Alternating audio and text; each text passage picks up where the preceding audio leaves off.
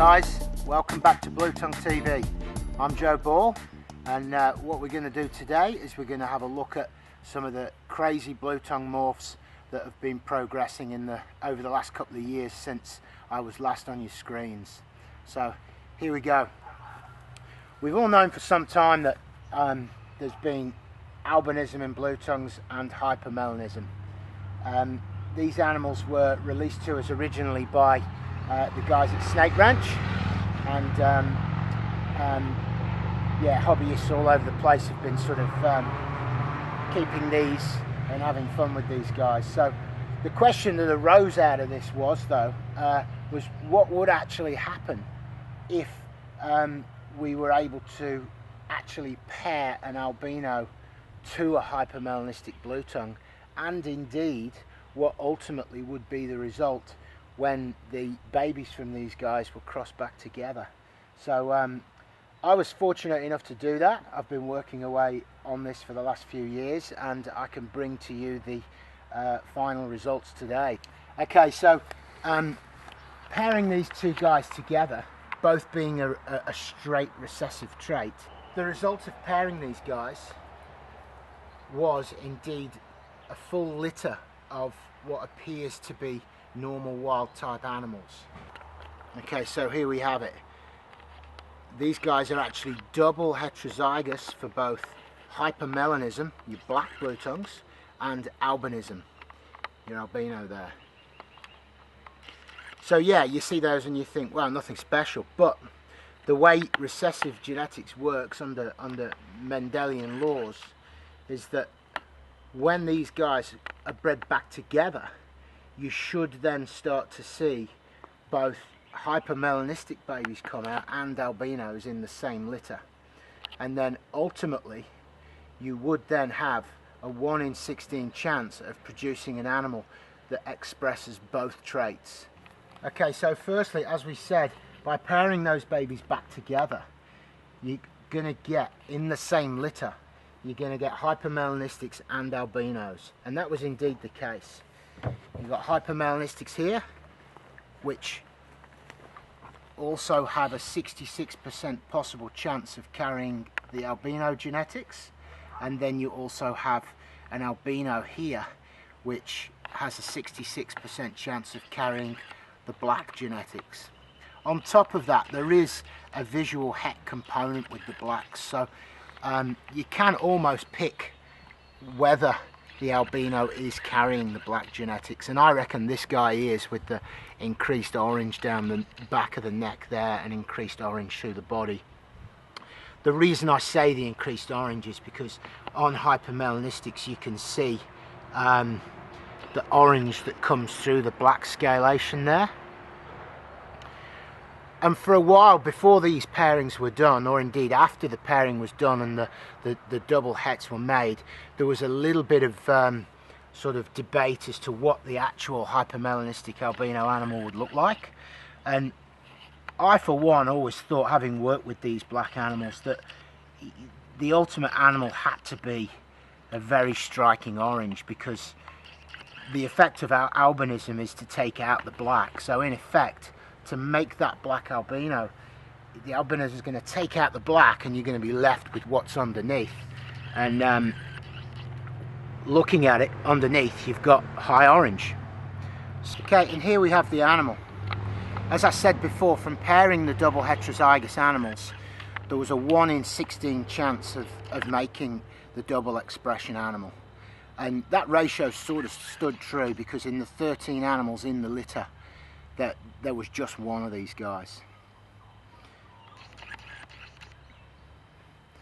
And there you have it. You know, you've got this absolutely amazing fluoro orangey red scalation right through the body.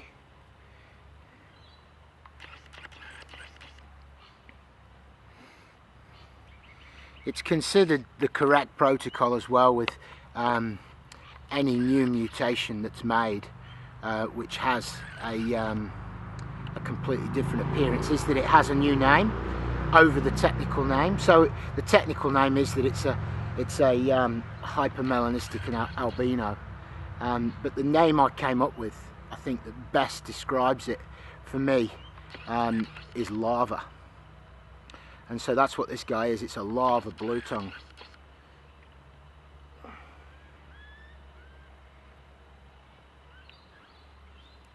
And this for me will form the centre of my projects over the next couple of 3 years, as I try to get a few more of these guys on the ground so that hobbyists around Australia can enjoy them.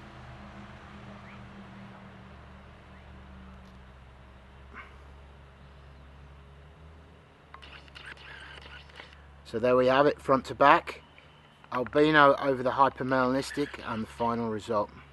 Okay, so there we have it, officially announced, the lava blue tongue, officially trademarked.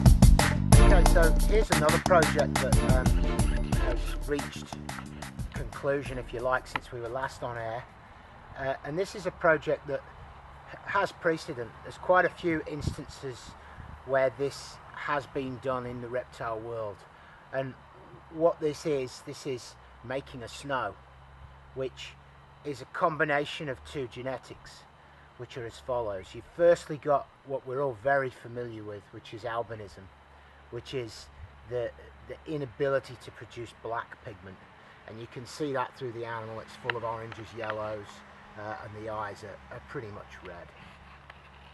And then secondly, we've got what is the complete opposite of that.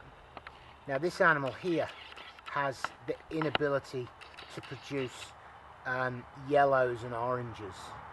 In this case it's an anery. It does produce slight bits of yellow, but essentially it takes out all the other colours that you can see present in this animal, and that's typified by the black eyes in the animal, which shows that it really isn't producing any orange pigment, and you can see that right there.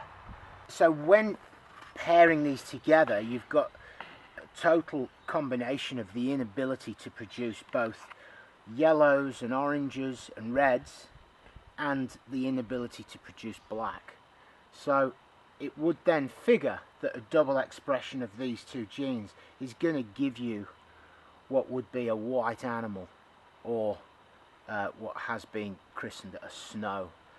This has been done in carpets, it's been done in corn snakes, it's been done, I think there's quite a few other instances of it. So I'll take you through this step by step. So initially your anery was paired to your albino. Again, as we said, they're two recessive traits, so the result of that is going to give you double hets which look like wild type animals. And here we have it. These are double hets. They both carry the anery and albinism genetics.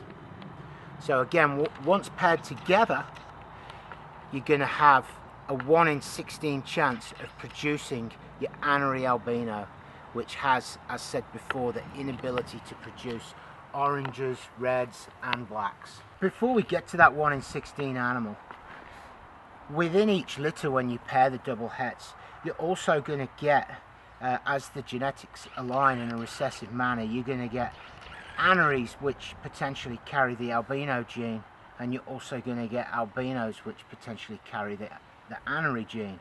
And indeed that was the case. You can see there another one of your aneries with the mesmeric black eyes, and I think if you get up close with these two animals, you can really see that, black eyes and orange eyes. So yeah, it took a few litters of these to be paired to actually get the final 1 in 16, but the patience was indeed worth the wait. And here it is. Here is your 1 in 16 snow blue tongue, or technically known as an anery albino.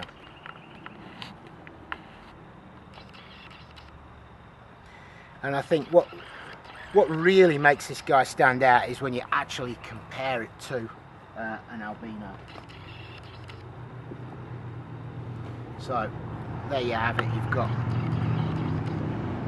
although that is quite a high orange albino, it just gives you an idea of the contrast between the two. And even the eye colour there, even in the snow, is a lot brighter because the oranges have been taken out. From start to finish, the Anery Albino project, and the final animal, a snow.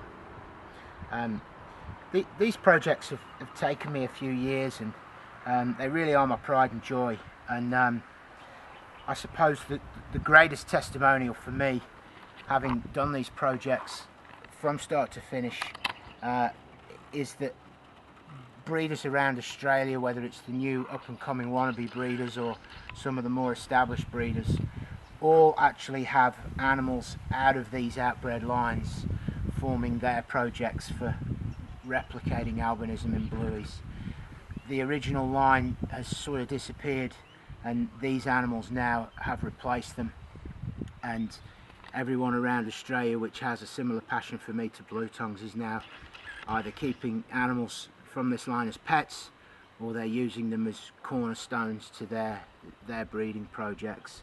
And for me, that, you know, that is the ultimate.